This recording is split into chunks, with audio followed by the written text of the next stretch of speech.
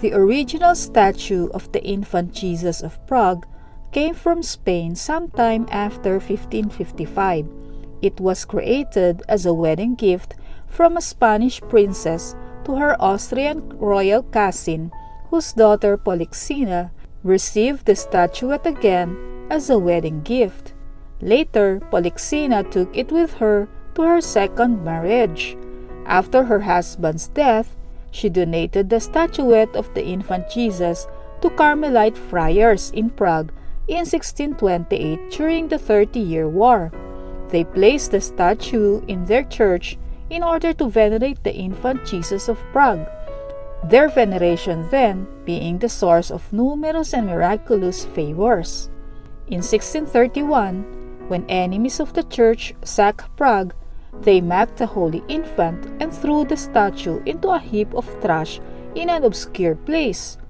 Some years later, Venerable Father Cyril of the Mother of God, a Carmelite of the Prague Monastery, found the statue. In 1637, as Father Cyril prayed before the infant, he was filled with wonder, contemplating the loving God who became a child for his people. Suddenly, the statue spoke to the stunned Carmelite, "Have mercy on me, and I will have mercy on you. Give me hands, and I will give you peace. The more you honor me, the more I will bless you." Many miracles have occurred through intercession to the divine infant. During one invasion, all the children of the city were taken to the church for protection. Praying to the infant, they were all saved. For almost 4 centuries, this promise of protection and blessing has inspired devotion and love of the Infant Jesus of Prague. The statue provides spiritual uplift for millions of people who have adopted the Holy Infant's call to humility, simplicity, and sincerity, and to become little in order to become great and pleasing before Christ the King.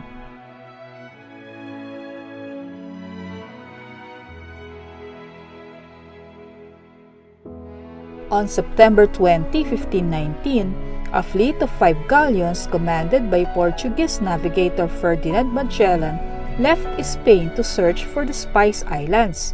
They did not find the Spice Island.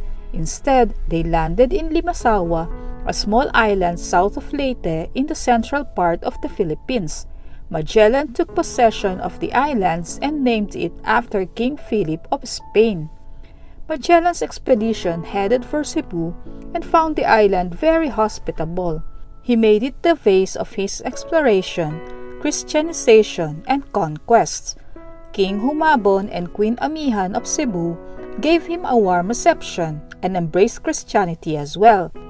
They were baptized to Catholicism together with his 800 subjects. Magellan gave an image of the Holy Child called the Santo Niño as a baptismal gift.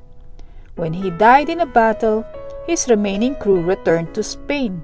The natives returned to their old beliefs and made the image into a pagan idol. Spain then sent another expedition to the Far East region. An Augustinian priest named Andres Urdaneta, a world-known cosmographer who lived inside the monastic walls of the Augustinian monastery in Mexico, was summoned to be with Miguel Lopez de Legazpi in the expedition. On November 21, a memorable expedition left Mexico for the Philippines and arrived in Cebu on April 27, 1565. Because of Cebuano suspicion that the Spaniards' return is to bring retribution to Magellan's death, another battle broke out. But heavy artilleries and huge cannons forced the natives to flee to the mountain, leaving behind their villages burnt to the ground.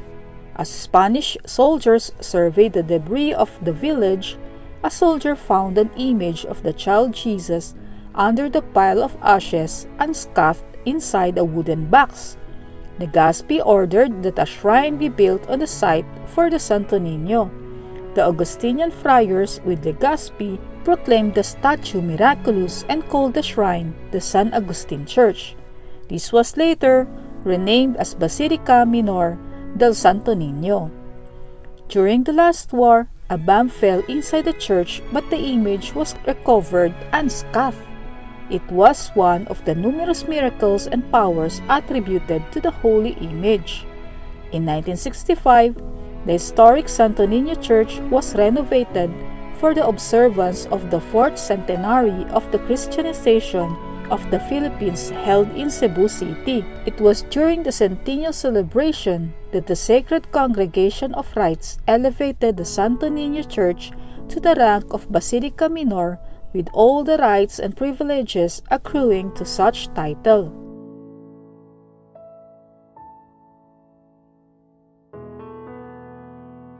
From Cebu, Santo Niño is venerated all over the country with festivals celebrated every 3rd Sunday of January. Cebu holds the annual Sinulog Festival, the Philippines' main religious festival in the child god's honor, attracting millions of devotees and tourists annually for decades. Other festivals celebrated during the Feast of the Holy Child are Calibos Ati-Atihan and Iloilo's Dinagyang. The Santo Niño image was a baptismal gift to Hara Amihan, wife of Cebu's Raha Humabon, who was later named Queen Juana in honor of Carlos I's mother, Juana. This event marked the foundation of the Sinulog dances, where Queen Juana holds the Santo Niño in her arms and blesses her people. In 1980, the Cebu City government organized the Sinulog Mardi Gras. A group of students were dressed in mora-mora costumes and taught the Sinulog dance to the beat of the drums. By 1981, with the help of practically every sector in the Cebuano community, the Sinulog project was turned over to the Cebu City Historical Committee. The Sinulog Festival focused on the historical aspects of the dance, linking its pagan past to its Christian present. Viva Pit Señor is the cry of the Sinulog Festival.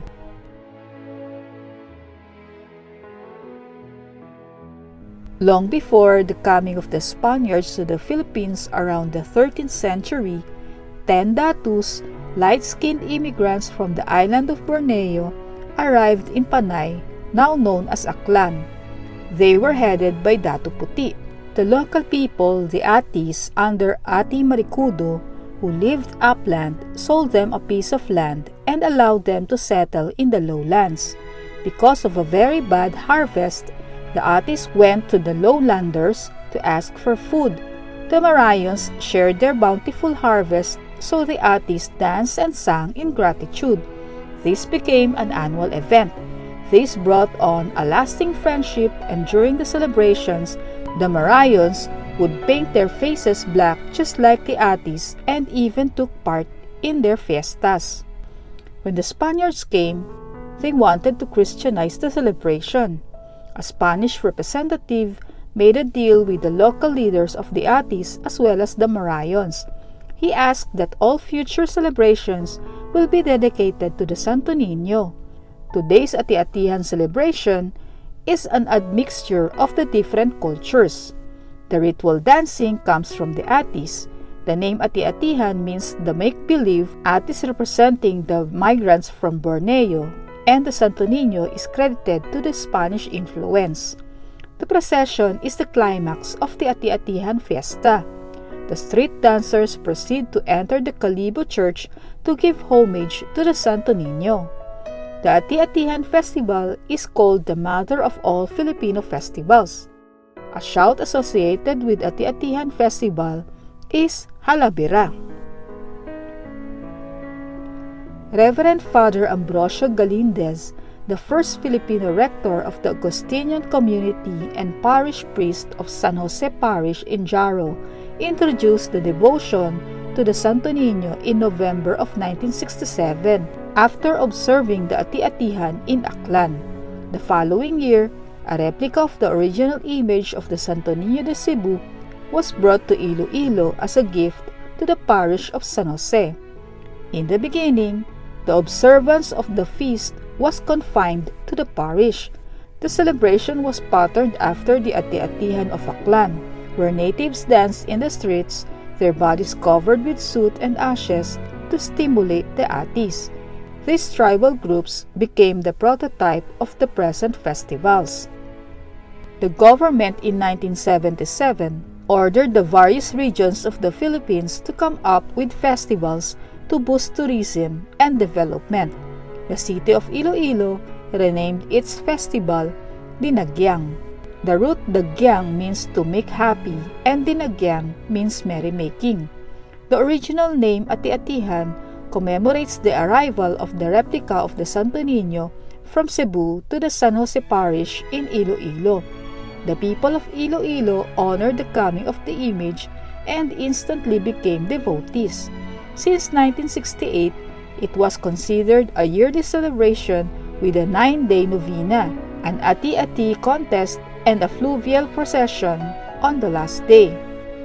In the frenzy of the dancing and the boozing during the Santo Niño fiestas, the root of the celebration is thanksgiving. We cheer and praise God for His goodness, kindness, and mercy. Devotion to the Miraculous Infant Jesus celebrates the Child God, the great mystery of the Incarnation.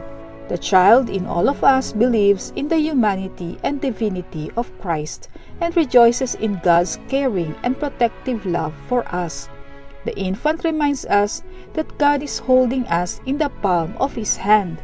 So many graces, blessings, and miraculous cures came to those who embraced this devotion that it spread throughout the Catholic world and continues to be a source of much grace to this day. The effective spiritual meditation is the reason why the Infant Jesus of Prague is so continuously appealing to human hearts all over the world, which He holds so firmly in His hands. You can find His statue in almost any church, convent, monastery, and house, representing a divine protection toward His devotees.